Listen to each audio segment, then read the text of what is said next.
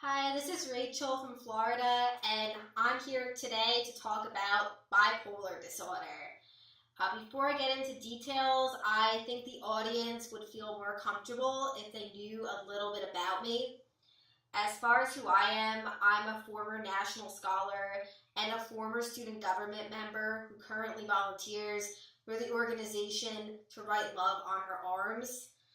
For those of you who don't know, To Write Love on Her Arms is an organization that provides support to those suffering from self-harm, addiction, depression, and also mental health stigma. I actually got this assignment for this video through this organization, and I'm creating this video to inspire and provide advice to people recently diagnosed with bipolar disorder. Although I don't suffer from bipolar and I really can't speak from personal experience, I have spoken with several individuals who did carry the diagnosis, and it was actually these individuals who inspired me to take on this video assignment.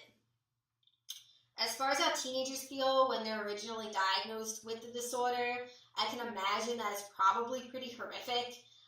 Here's a teen already worried about the stresses of fitting into his or her peer group, maybe worried about relationships, maybe discovering their sexuality, and probably dealing with all of the hormonal swings expected with puberty, all while addressing all of these struggles that most teenagers do go through. The teenager realizes that they have to deal with additional challenges and that they're even more different than their peers, than they had previously thought.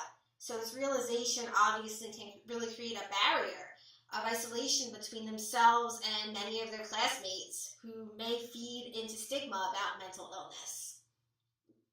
This is why I feel that if you do suffer from bipolar disorder and people do find out about it, first of all, don't panic. And second of all, you should really think about joining an outreach group such as To Write Love on Her Arms and finding out ways that you and your friends can enlighten people and help erase many of the misconceptions and fears about your mental illness. Another thing you can do after being diagnosed is to start listening to music or to start playing an instrument.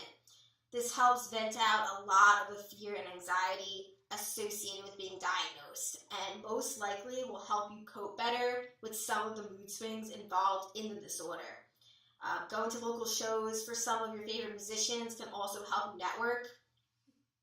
I found that a lot of people, a while after being diagnosed, wish that someone had given them the advice and had told them that support was out there for them. If you, the person watching the video, has been diagnosed, I want you to know that there is help out there and that there are definitely some people who will have your back. You aren't alone, and remember that you have this, you got this. That's all for now, and remember to check out my blog. The link is in the description below.